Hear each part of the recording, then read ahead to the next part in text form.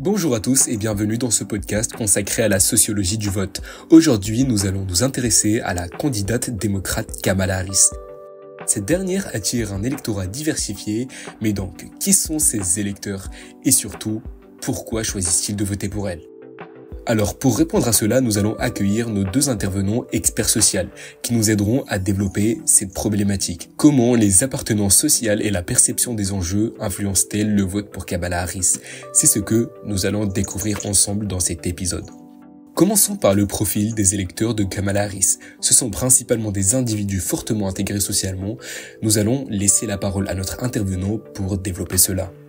Exactement. Parmi ces soutiens, on trouve les classes moyennes et les professions intellectuelles, comme les enseignants, les soignants ou encore les travailleurs des secteurs publics et privés. Ces groupes partagent une forte cohésion sociale et se mobilisent souvent pour des causes collectives comme la justice sociale ou l'égalité.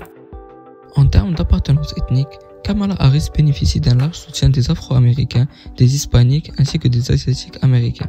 Ces groupes, souvent exclus des politiques conservatrices, trouvent dans Harris une représentante de leurs aspirations. D'ailleurs, un point important à considérer, c'est l'influence des valeurs religieuses, notamment chez les électeurs latinos. Bien que Kamala Harris soit perçue comme une figure progressiste défendant des causes comme le droit de l'avortement et l'égalité des droits, ces positions entrent parfois en contradiction avec les croyances religieuses profondément ancrées dans ces communautés. En effet, les traditions catholiques ou évangéliques très présentes chez les latinos valorisent des principes plus conservateurs sur ces questions. Ce décalage peut expliquer pourquoi certains électeurs latinos se montrent hésitants à soutenir Harris, même si ses politiques économiques ou sociales pourraient répondre à leurs préoccupations. Cela illustre bien comment des convictions personnelles peuvent influencer les choix politiques, parfois en contradiction avec les intérêts pratiques des électeurs. La religion a une forte influence sur le vote aux États-Unis. En 2020, 56% des catholiques ont soutenu Donald Trump, tout comme 62% des protestants et d'autres chrétiens.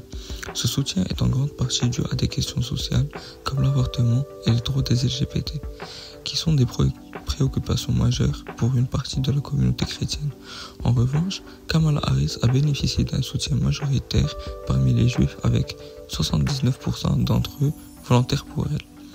Les athées ont également été largement favorables à sa candidature, avec 72%, suivis par ceux d'autres religions à 60%. Ces résultats montrent l'impact des convictions religieuses sur le choix électoral, chaque groupe étant motivé par des préoccupations qui lui sont propres. Et au niveau politique, peut-on parler d'un clivage gauche-droite ? Tout à fait. Harris séduit les progressistes grâce à des positions claires sur le climat, les droits civiques et la redistribution économique. En contraste, les électeurs conservateurs, notamment les hommes blancs, se tournent davantage vers Trump. Passons maintenant à ce qui motive ces électeurs à voter. Quel est leur intérêt pour la politique et leur sentiment de compétence? Les jeunes électeurs, notamment les 18-34 ans, jouent un rôle clé. Ils s'intéressent à des enjeux spécifiques comme les changements climatiques ou l'accès aux soins de santé. Ils ont également un fort sentiment de compétence politique, c'est-à-dire qu'ils croient que leur vote peut réellement influencer les décisions politiques. Un autre point important est la perception des enjeux. Harris incarne la lutte pour l'égalité et la justice sociale. Ces thèmes résonnent particulièrement dans un contexte où les tensions sociales sont renforcées. D'accord. Et l'offre électorale, qu'en dites-vous? Harris se présente comme une alternative claire au conservatisme de Trump. En tant que femme et représentante de la diversité, elle incarne une vision plus inclusive de l'Amérique, ce qui séduit un large éventail d'électeurs progressistes. Bien. Alors pour résumer, le vote pour Kamala Harris repose sur 3 grands piliers. L'intégration sociale de ses électeurs, leur identification aux valeurs progressistes et leur perception des enjeux comme essentiels. On peut donc dire que Harris incarne une offre électorale cohérente pour ceux qui souhaitent un changement social et politique. Mais la grande question reste de savoir si cette coalition d'électeurs diversifiés pourra se transformer en un mouvement durable pour les démocrates. Merci à nos intervenants pour leurs analyses et merci à vous de nous avoir écoutés. Si vous avez aimé cet épisode, n'hésitez pas à le partager et à nous dire ce que vous en pensez. À bientôt.